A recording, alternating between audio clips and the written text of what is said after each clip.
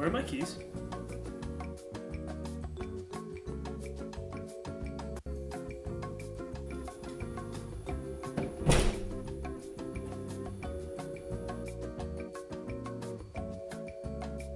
If you have ever found yourself in any one of those situations, keep watching.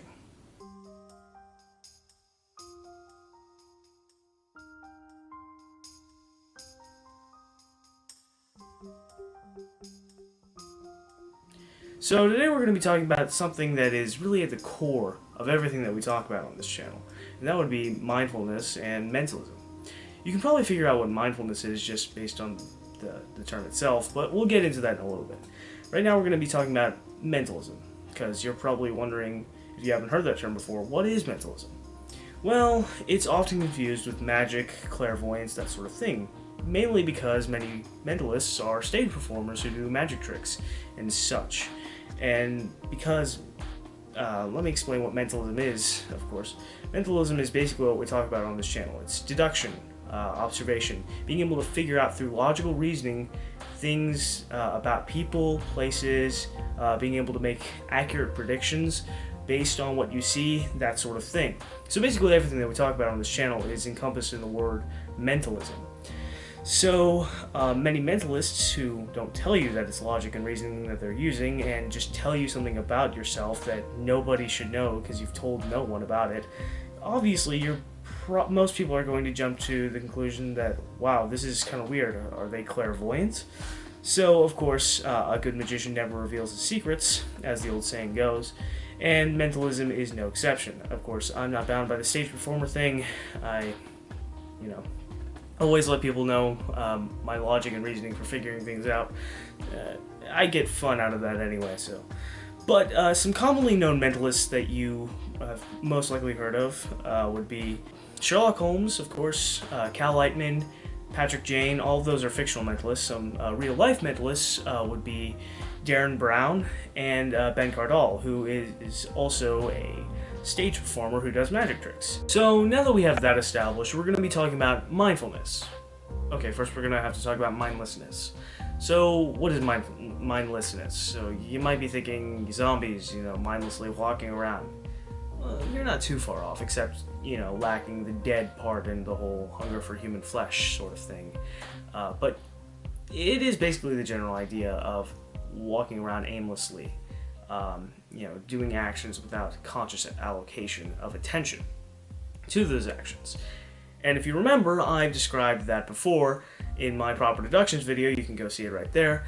And I called it subconscious actions. Now, in hindsight, that was probably not the best term. I think mindlessness is a much better term. And I even, said in that video that subconscious can be confused with other things that we can't control. And mindlessness, we can control. So mindless actions are basically any action that you do without the conscious allocation of your attention to doing that action. Now, with mindlessness, it can apply to really anything, even walking. So, in the beginning, I was walking and I stubbed my toe in a chair. Okay, that was a mindless action. That was the mindless act of me walking. I wasn't really paying attention to my surroundings, let alone where I was going. In my mind, I had made an A to B sort of course, and anything in between was not really noticed because I didn't deem it worthy to notice beforehand. Now, another thing is that when you do mindless actions, any memories of that are going to be stored into your short-term memory, which only lasts about 2 to 3 minutes. So when I placed my keys down in the sketch, I didn't put conscious attention into putting those keys down. So I immediately forgot where they were. Of course, that was just for comedic effect, and in reality it would have been closer to 2 to 3 minutes, but you get the idea. So mindlessness really works like that. It's extraneous information to your mind, anything that transpires when you're not focused on it. So your mind will automatically, filter it out. So if the things that we're supposed to be noticing and the memories that we have while doing mindless actions are put into our short-term memory, then we won't really have a reliable memory to pull observations from, obviously. So when it comes to deduction and observation, mindlessness is really really bad. And this is just, plain common sense with anything. Being mindless is not very efficient or productive. Now, the biggest threat to mindfulness is, well, these things. All the external stimulus in the form of digital media is really detrimental to mindfulness because it's taking our attention and dividing it between 10 different media devices at a time, and forcing us to not be mindful about different things. And since media is so fast-paced and designed for short attention spans, our minds get used to that, and thus we have shortening attention spans. So now that we talked about mindlessness and kind of branched off into mindfulness, let's dive into what mindfulness is and how you can apply it. So mindfulness is basically the antithesis to mindlessness, being the fact that it's the conscious allocation of attention to actions that you do and things that you see, thus stimulating observation. Now, speaking of observation, I had this idea in the beginning when I started deduction, most people do, that observation is an external thing. It's it's natural to think that it starts with the eyes, the ears, the nose, all the senses, and that makes sense because those are the things that we use to gain information from the outside world. And our mind is only there to process that information and make deductions about it, or at least that's what I thought. And if you go back to my Science of Observation video, I basically talk about that. Now, in my second observation video, the Science of Observation Revisited, which I took down, and no, I'm not taking back up, I basically came upon this conclusion, and I was really close to being right, but I wasn't quite there, and it's infuriating how close I was, and I really didn't come to this realization until recently. And so, in my Science of Observation Revisited video, I talked about how thought stimulates observation, and so when you're going into observing something, you have to have questions to stimulate the observation. And I was right, that is a crucial part to it, but I was still missing the first step. Now, the first step is self-awareness, and that is basically what mindfulness is, and which is why it is the key to mentalism, because observation is the base of deduction, and if you can't observe, then you can't deduce, and therefore you can't be a mentalist. So mindfulness, being the base of observation, is the key to mentalism, hence the title of the video. But so what I mean by that is that being self-aware is pretty easy for humans. We're automatically self-aware by the age of 2. Of course, there are special cases, exceptions to that rule, but essentially we're self-aware, and but we don't really take that to the next level of self-awareness, and by that I mean, the constant conscious knowledge that of who you are, what you are, where you are, whenever you are. And in addition to those being, observational cues and just things to stimulate mindfulness, those are just existential and philosophical questions as they are, so, well, that's that. So, we relayed mindfulness in a practical and philosophical way. Now we're gonna talk about some different things that you can do to help train mindfulness, because it's not just something that you can pick up just like that. It's something that you have to force at the beginning, and with time will become easier, although not necessarily. We don't want mindfulness itself to become a mindless action, because then that negates the point. So we do always have to put conscious effort into it, no matter how good we get at it. However, just with anything, it's going to take a lot of practice. With that being said, what are some tips and such, some practice training things that you can do for building up mindfulness? Well, the first one that I would suggest is removing distractions. Now, of course, as I said earlier, we are constantly bombarded with media of all different types. Now, I know it's pretty much a necessity these days for many jobs, school, even, to have a computer. Yes, I understand that internet, media, that sort of thing is necessary for certain avenues of life. That's totally fine. I also understand that we get entertainment value from media. You know, I enjoy a good movie, I enjoy a good YouTube video, I do YouTube for a living. But right now, what I want you to do is remove as much of it as possible. The extraneous distractions, not just in media, but we're going to focus on that right now. So, if you don't need to be watching the TV as much as you do, turn it off more. Do something a little bit more productive, and we'll get to that in a minute. You know, don't spend as much time on social media. Don't spend as much time on your phone. You know, turn your phone on silent more. I tend to make some people mad sometimes because I keep my phone on silent most of the time, so I miss calls a lot. I wouldn't do that if I were expecting, you know, urgent calls or calls of a more severe nature. So, you know, take that with a grain of salt and do what you need to. But as much as you can, try and remove those distractions from you. Not only those distractions, but also remove things that distract you that aren't media related, and you can decide that for yourself.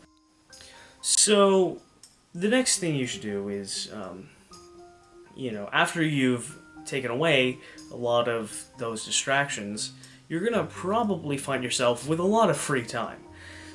Maybe not a lot, depending on how busy your schedule is and how much time you have for, you know, entertainment and media as it is, but you will probably find yourself with at least some more free time. So, what should you do with that free time? Well, you can apply focus. So, do something that requires your full attention, because the way your attention works is that we're not built to multitask. I've talked about this many times. Psychologists and neurologists both agree we're not designed to multitask. It's not something we're designed to do because our attention is finite. And so to divide our attention between certain things, really what's happening is that we're switching our attention really quickly from one thing to another. And that's not really good for full attention and therefore not good for mindfulness. So since we're so used to doing it because of all the distractions in our lives, we need to train ourselves to focus our attention more. So, and this will build up your attention span, it will build up, you know, just basic focus, help you be more productive in general. You know, this will help you in more than just your deductions. So, to do this, basically, you know, find something that is enjoyable and it's not arduous for you, that requires your full attention. So if you have a hobby, or maybe you like to pick up a hobby, something that requires full attention that you can just set aside time to do. You know, one of the best things you could do for this is reading. Reading a book, reading something, you know. You know, it could really be anything. I don't care if it's nonfiction, fiction, whatever you want to read, just read. Observe made a video on this the other day, and I'll link that in the description below, but you know, if you want to hear about, you know, all the good things that reading does for you, go check out that video after you're done with this one, because I'm just going to really talk about how reading helps you focus. Reading consistently will help build up your focus, it will build up your vocabulary, it will build up a lot of things. The good thing about reading for this particular exercise is the fact that you do have to focus your whole attention onto the book if you're going to get any information out of it that you will retain. Because, of course, like we said before, if you're doing something mindlessly, then it's going to go into your your short-term memory and be deleted 2 to 3 minutes later. So with reading a book, if you want to actually remember what you read, you have to put full attention into it. So you're trained to focus your attention just by doing something as enjoyable and simple as reading. And of course you can add in other hobbies like modeling or something. I don't know, what do people do for hobbies these days? I collect dirt samples from different areas of my city. Is that weird? Another thing that you can do to practice focusing is to set aside quiet time. Now, of course, again, figure out how you can fit this into your schedule depending on how busy you are. Take it with a grain of salt. I know most of my viewership is, you know, in adolescence or early adulthood. So, you know, figure out what fits your schedule best based on your school, work, whatever. So, basically, you need to have some time where you can just be alone with your thoughts. So you can do this sitting down, standing up, pacing, going out for a walk. You know, I you know, I have implemented a lot of those things. Anyway, so having some alone times with your thoughts will help you be able to not only build up mindfulness, but also build up the skill that is paramount in deduction, which is evaluating your thoughts, recalling information. So if you just think about the things that have happened throughout the day before you go to bed, like 20 minutes before you go to bed, if you just think about your day, think about all the events that have transpired during the day, put them in chronological order, just see how difficult it is the first time, and then and if it's difficult for you, you'll say, oh wow, I'm really not paying attention during my day. I don't even remember what I had for lunch. So, you know, doing that will help you be mindful throughout the next day, because of course, when you do it again, you're going to want to be able to actually recall all the information. And it's also going to teach you how to just be efficient at recalling information in general. And it's going to teach you how to basically use memories. It's going to teach you how to use thoughts in a practical way. So, and that will also help you learn how to focus, because sometimes, you know, our thoughts get jumbled up and we can't stay on a particular line of thought. So the next exercise we're going to be doing is very similar and along the same lines as getting some quiet time. You do need a quiet area to do this, and it's a form of meditation. Now, when I say meditation, most people will probably think about yoga, meditation, sort of new agey or Eastern martial arts kind of meditation. Meditation that has that is spiritualistic in nature. This is not the type of meditation I'm talking about.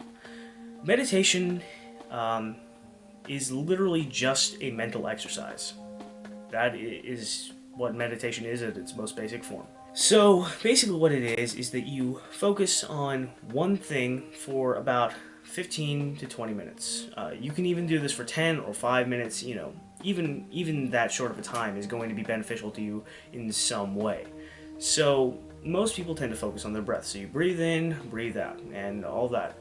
And focusing on that breath, you know, a way I find to actually help focus on the breath more is have a 4 count with your breath. So you breathe in, and then you hold it for a 4 count. 1, 2, 3, 4, and then you let it out. And then once you have expended all the oxygen in your lungs, you hold that for a 4 count, and then you breathe in. And that forces you to focus on the breathing. But you can just do regular breaths. Now, with this, thoughts are going to come to your head. It's going to happen, and this is what we want. Now, the idea is not to suppress those thoughts, because that's actually bad. What we want to do is we want to acknowledge those thoughts, but we don't want to dwell on them. We're still focusing on our breathing, and we acknowledge the thought, and then we let it pass. You know, I find that even saying the word pass in my mind helps it to fade away and just go away. And then you keep on focusing on just your breath, and then another thought comes, and you just have that one pass. And the more you do it, the easier it gets, of course. It is a little bit difficult to do in the beginning, but you know, you'll get used to it. Another way to do this exercise is to stare at the flame of a candle for the same amount of time. So instead of focusing on your breath, you're focusing on the flame of the candle. I find this to be soothing, and I do it whenever I have the opportunity, but sometimes I don't have the opportunity to light a candle and stare at a candle flame. But it's the same idea. You just focus on that and that alone and let the thoughts pass. You can really do this anywhere. You don't have to be in a traditional meditative sitting stance. You can just do it. I could do it right now sitting in this chair. I could just close my eyes and start breathing at a rhythmic pace and just go into mindfulness meditation. So before we mention those existential and philosophical questions, who, what, where, why, when, those sort of things. Okay, so in practicality, we're practicing self-awareness, right? So practically speaking, what we're doing is we are acknowledging where we are in relation to all of our surroundings. I talked about this in my Observation 101 video, episode 1. Go click on that if you want a more detailed description of this, and watch the whole Observation 101 series. Basically, if you... And we're not, again, we're not being external here. We're not thinking, okay, that's there, I'm here. No, we're thinking, okay, where am I in space? And how do other things relate to me? So I'm here, and that is however far away from me it is, that is there, that's there, I'm here. How am I going to get from point A to point B?